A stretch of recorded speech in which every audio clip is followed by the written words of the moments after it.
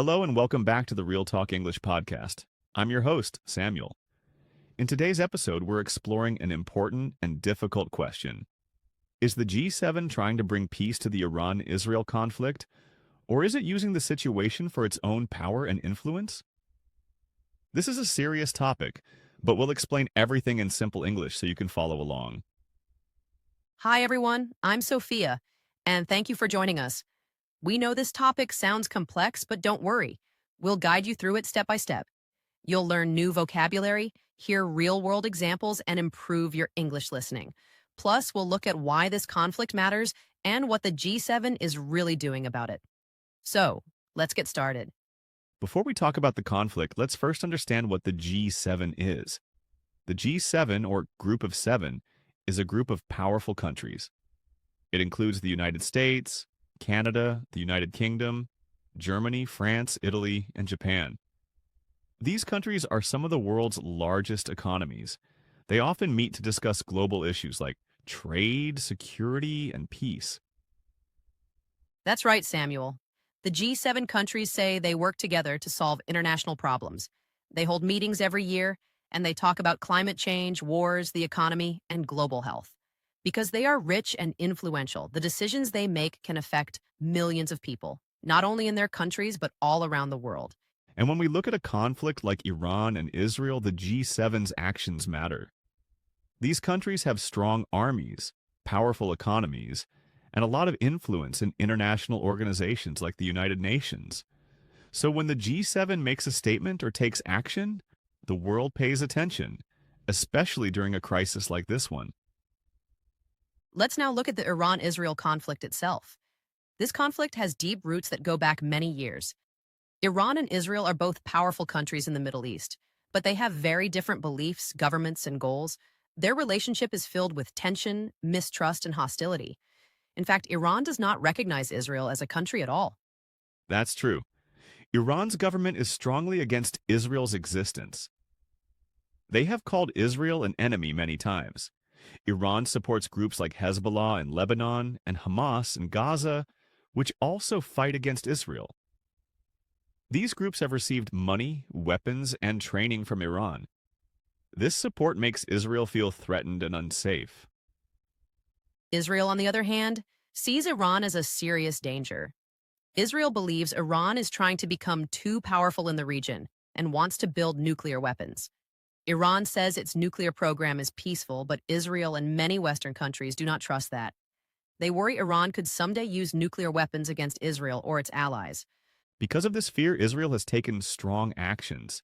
It has carried out secret operations, cyber attacks, and even airstrikes against Iranian targets.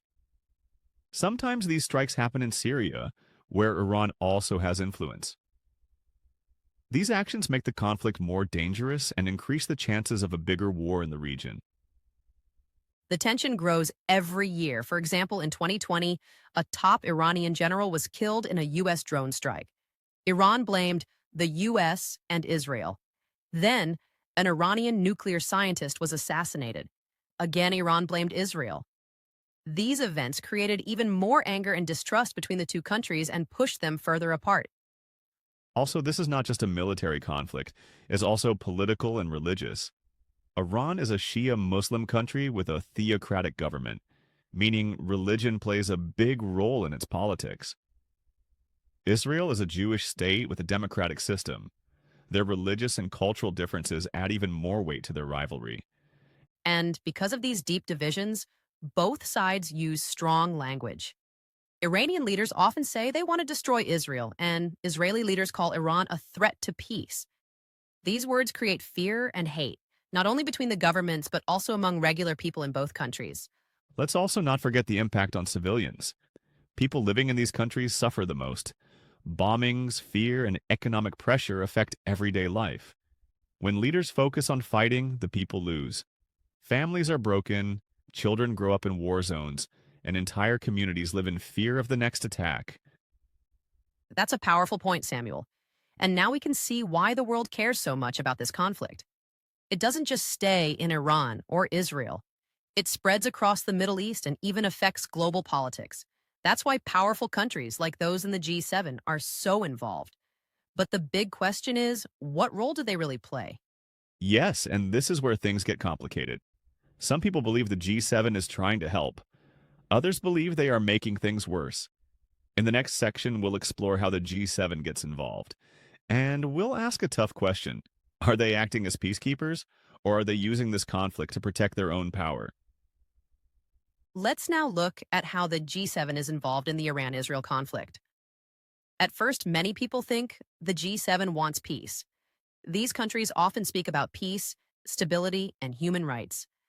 They ask both sides to stop violence, respect international law, and protect civilians. But is that all they're doing? Or is there something more behind their actions? That's a good question. Let's start with the U.S., a key G7 member. The United States has always been a strong supporter of Israel. It gives Israel billions of dollars in military aid every year. The U.S. says this is for defense. But critics say it helps Israel stay powerful and continue its military operations, including strikes against Iran-linked groups. Exactly. And when the U.S. supports Israel in this way, it can make peace harder to reach. Iran sees the U.S. as biased and untrustworthy. Iran says the G7 doesn't listen to its side of the story. This leads to more anger, more fighting, and less chance for peace talks. So even if G7 leaders talk about peace, their actions may say something else.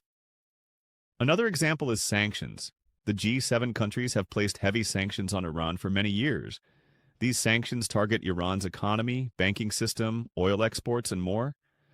The goal is to stop Iran from developing nuclear weapons. But these sanctions also hurt everyday people in Iran. Families struggle to afford food, medicine, and jobs. So here's the big question.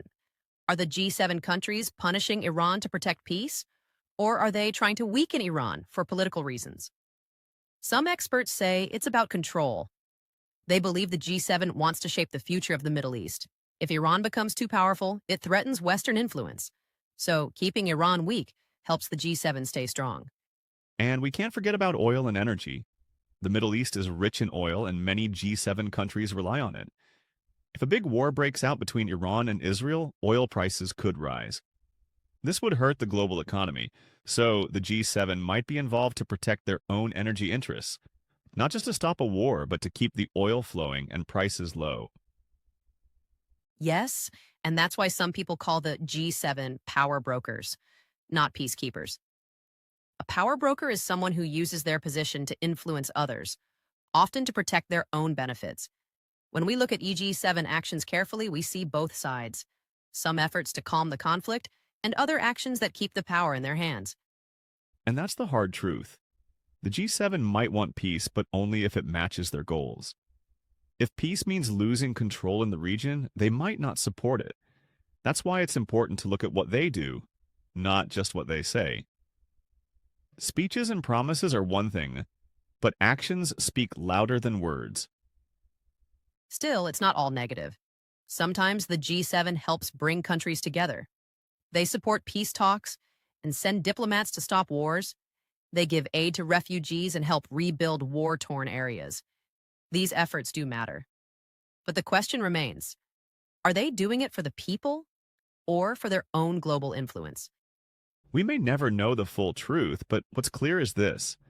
The G7 plays a big role in this conflict. Their decisions affect real lives, real families, and the future of peace in the Middle East. In the next section, we'll talk about how the world sees the G7 and how young people like you can understand global power in a smarter way. Now let's talk about how different countries and people around the world see the G7's role in the Iran-Israel conflict. Many countries in the Middle East don't fully trust the G7.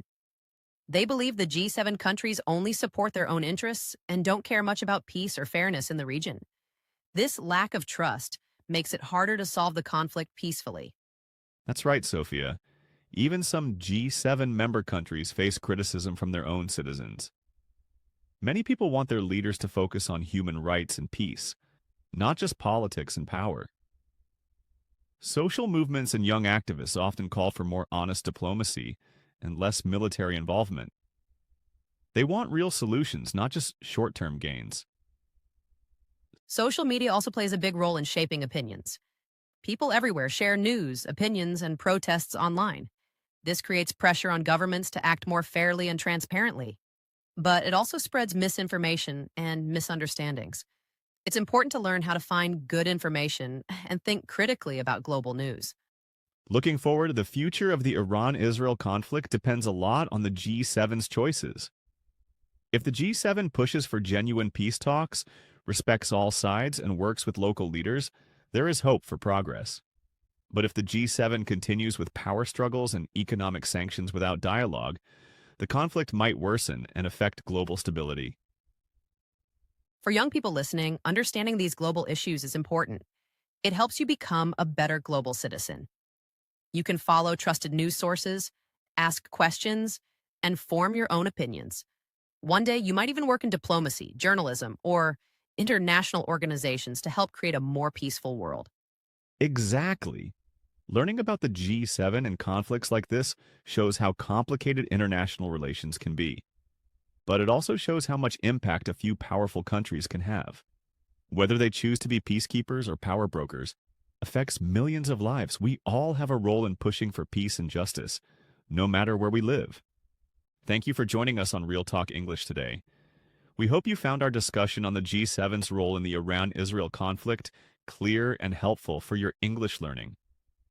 Understanding global issues like this is important not just for language skills, but to become more aware of the world around us.